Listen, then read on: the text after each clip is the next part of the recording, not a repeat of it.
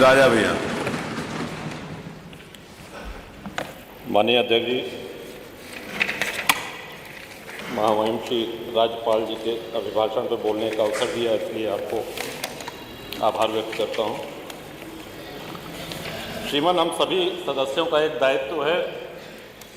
हम सब लोग गांव से आते हैं, जनता से जुड़े हुए लोग हैं, तो जो सरकारी योजनाओं में अगर कोई कमी, कोई खामी रह गई है तो उसको निष्पक्ष ढंग से यहाँ पर रखने का दायित्व हम सभी लोगों का है।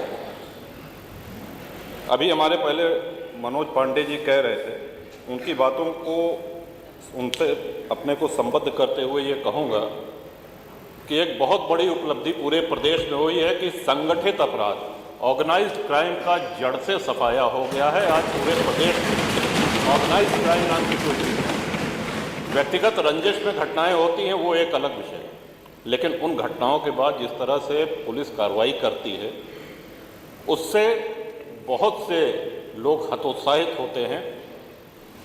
श्रीमान, माननीय मुख्यमंत्री जी ने हम सभी लोगों को ये अधिकार दिया है कि हम अपनी विधायक निधि से असहाय लोगों का उपचार कर सकें। उसमें कुछ नियम अगर शिथिल कर दिए जाएं या सुधार दिए जाएं तो मैं समझता हूं कि काफ़ी लाभ हो सकता है। जैसे उसमें एक क्लॉज है, साध्य और असाध्य रोग। हम लोग जिसके लिए लिखते हैं ये आवश्यक है कि उसका रोग असाध्य होना चाहिए, तभी वो स्वीकृत होगा। उदाहरण के लिए हार्ट, कैंसर, गुर्दा, मूत्र रोग, अस्थि रोग और थैलीसीमिया, ये इसमें वर्गीकरण है। मान लीजिए किसी का बहुत बुरा एक्सीडेंट हो जाए, उसकी हड्डियां टूट जाएं, या अभी हाल में ही ब्रेन ट्यूमर का पेशेंट था, उसको इस लिए नहीं स्वीकृत हो पाई राशि कि ये साहब असाध्य रोग नहीं है। तो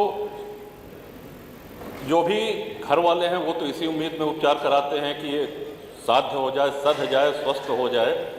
तो अनुरोध है कि अगर विधायक निधि से जो हम लोग देते हैं उसमें से ये असाध्य शब्द हटा दिया जाए। सरकारी अस्पताल में पैसा जाता है और बहुत से लोग ऐसे हैं जो अपना इलाज कराने में सक्षम नहीं हैं, तो मैं समझता हूं कि काफ़ी लोगों को इससे लाभ होगा। इसी के साथ साथ श्रीमान, पिछले वर्ष भी हमने करा था कि आयुष्मान कार्ड के लिए जो पात्रता है उसमें जो 7-8 बिंदु दिए गए हैं, उसमें 9वां बिंदु है कि यदि कोई 60 वर्ष का है, उसका राशन कार्ड 2019 से है, तो उसमें जो सदस्य 60 वर्ष के हों, यानी पति पत्नी दोनों 60 वर्ष के हों। अगली बिंदु में ये लिखते हैं कि जो व्यक्ति 70 वर्ष या उससे अधिक का हो। तो ये भ्रम पैदा करता है श्रीमान। एक और इसमें एक बिंदु है कि परिवार 6 यूनिट का होना चाहिए, यानी कि पति पत्नी हो और उनके 4 बच्चे हों। आज के समय में हम लोग अच्छी तरह से इस बात को समझ सकते हैं कि कौन लोग हैं जिनके 4 से अधिक बच्चे हैं और कितने लोग हैं। तो श्रीमान, ये अगर क्लॉज इसमें से हटा दिया जाए तो मैं समझता हूं कि असली पात्र व्यक्ति को इसका लाभ मिलेगा। महामहिम श्री राज्यपाल जी ने माननीय मुख्यमंत्री जी के लिए, उत्तर प्रदेश सरकार के लिए कहा कि प्रदर्शन और परिणाम में पूरे देश में नंबर 1 है। सरकार प्रदर्शन तो उत्तर प्रदेश में कर रही है, लेकिन परिणाम पूरा देश ही नहीं, पूरा विश्व देख रहा है और सराहना कर रहा है, प्रशंसा कर रहा है। और ऐसा नहीं है, गांव में सरकार की संवेदनशीलता की भी बहुत प्रशंसा हो रही है। एक छोटा सा उदाहरण भी देना चाहूँगा। एक तरफ जहां संगठित अपराधों का सफाया हो चुका है, एक फिल्म बनी घूसखोर पंडित, उसके निर्माता श्री नीरज पांडे थे और अभिनेता मनोज वाजपेयी थे। एक जाति को इस तरह से अपमानित किया गया।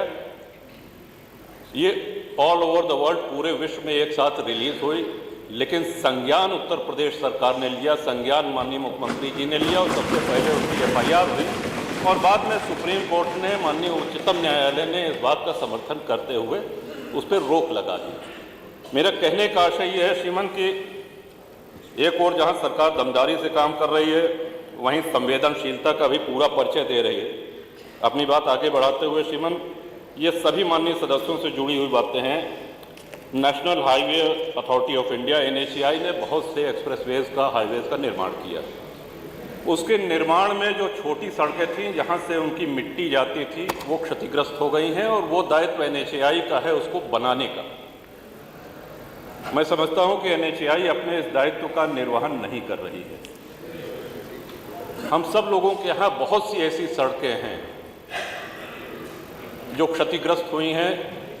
श्री राम वनगमन मार्ग बना, गंगा एक्सप्रेसवे बना, पूर्वांचल एक्सप्रेसवे बना, और भी कई सड़कें बन रही हैं। तो इतने भारी ट्रक मिट्टी लाद के, सामग्री लाद के जब जाते हैं तो छोटी सड़कें, तो एक तो ये अनुरोध है श्रीमान। दूसरा, जल जीवन मिशन के तहत ये बहुत आवश्यक बिंदु है श्रीमान, सड़कें खोद दी गई हैं और उसी उस पर आज माननीय जल शक्ति जी मंत्री जी का जन्मदिन है श्रीमान। और मुझको याद है कि परसों माननीय सदस्य सड़कें खोदने से और जन्मदिन से क्या मतलब है श्रीमान? परसों रोमी जी का जन्मदिन था और उनकी सबसे अच्छी मिठाई का संस्थान है द हेजलनट फैक्ट्री। आपने पीठ से निर्देश किया कि भाई जन्मदिन है तो पूरे सदन को मिठाई बांटना ये तुम्हारा दायित्व है, ये मैं तुमको निर्देश देता हूं, ऐसा आपने कहा और उसका उन्होंने पालन भी कराया। एक एक माननीय विधायक को एक एक डिब्बा। मैं समझता हूं कि रोमी जी को पुनः बधाई। तो आज इनके जन्मदिन पे एक निर्देश ये आप अवश्य दे दें माननीय जल शक्ति मंत्री जी को कि अगला जन्मदिन आने के पहले जो जो जल शक्ति की सड़कें क्षतिग्रस्त है, माननीय मंत्री जी इसको गंभीरता से दिखवा लिया जाए। और आधे से अधिक टंकियां अभी चल नहीं रही, नहीं चलती। तो जो बन के तैयार, उनको आपको विशेष ध्यान देकर के उनको चलाने के लिए पूरा प्रयास करना पड़ेगा। और क्षतिग्रस्त जो सड़कें हैं, हम सब लोग आपसे बहुत उम्मीद रखते हैं, बहुत आशा रखते हैं। और वो एक शेर है श्रीमन की, कौन सी बात कहाँ कैसे कही जाती है, ये सलीका हो तो हर बात सुनी जाती है। तो आपके सामने इन्हीं शब्दों के साथ इसके पहले कि माननीय अध्यक्ष जी बैठ जाने का आदेश करें, मैं महामहिम राज्यपाल के अभिभाषण का समर्थन करता हूं। जय हिंद, वंदे मातरम। माननीय